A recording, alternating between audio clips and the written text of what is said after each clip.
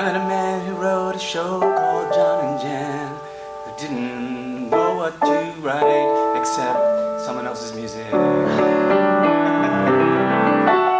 Thank God that guy is Jason Robert Brown. He did the orchestrations. I'm screwing up the chords here at this part. And then there's a chord I have no idea. I don't know what that is. I'm sorry. Well, the inspiration for John and Jen came actually in a roundabout kind of way through two actor friends of mine and of Tom Greenwald's. They were doing a 10 or 15 minute one-act musical that some other friends of theirs had written, and they came to us and said, if you wrote a 15-act musical for us, we'd have enough that we could do a little showcase for agents and for other people to see our work. Would you write a piece for us? And they gave us this play that had a brother and a sister in it, and it was about, it took place in South Africa. And we didn't respond to this play at all. Tom called me a few weeks or maybe a month later and said, hey, I've got something I want to show you. He had a 30-page, wasn't even an outline, it was all written in lyrics and stage directions called John and Jen. And it was basically what is the first act of John and Jen. And at that time, it was about 30 pages, but we jettisoned a lot of it. And we wrote about a 15-minute musical. And those actors never did it, but we ended up developing it further. And that was how it came about. A few years later, we presented that version at the Goodspeed in Connecticut after the main stage show. I was an assistant music director there.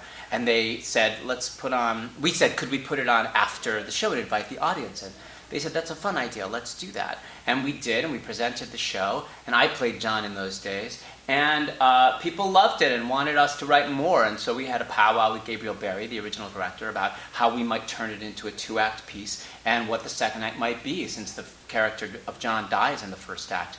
And so we thought about it for a while, and we came up with the idea of what it became. And then we set about to write a full-length piece, and we jokingly said, and then the Goodspeed will produce it next year, which is what happened. Where is the kid who would look out for the other?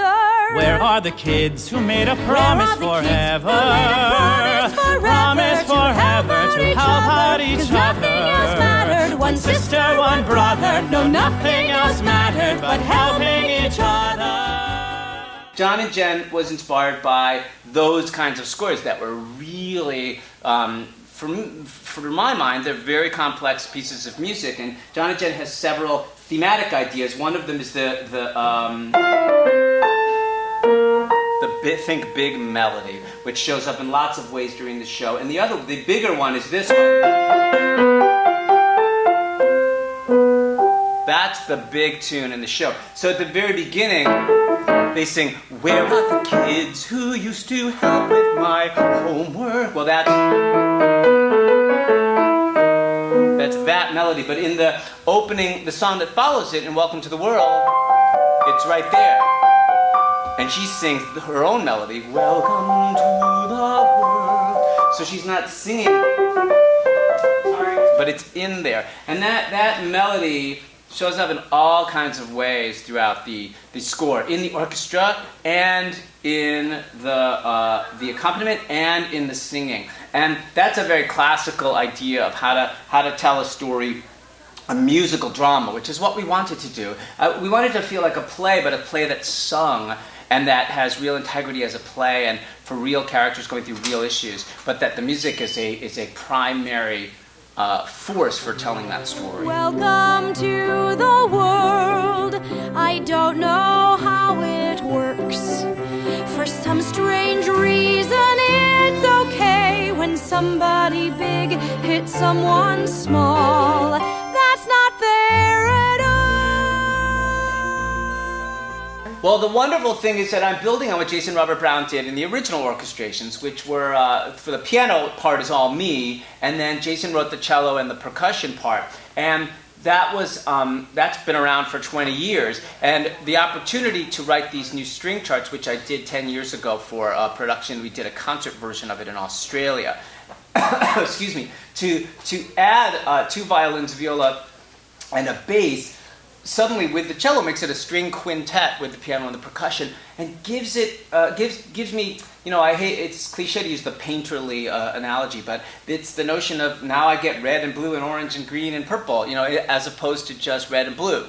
And the colors that you can bring out and the things you can bring out in the score, or you can write one more counter melody that wasn't there because you didn't have anybody to play it. And now I do. And so, in fact, that melody shows up in a couple spots, really hidden in the orchestration, because now I have the people to play it.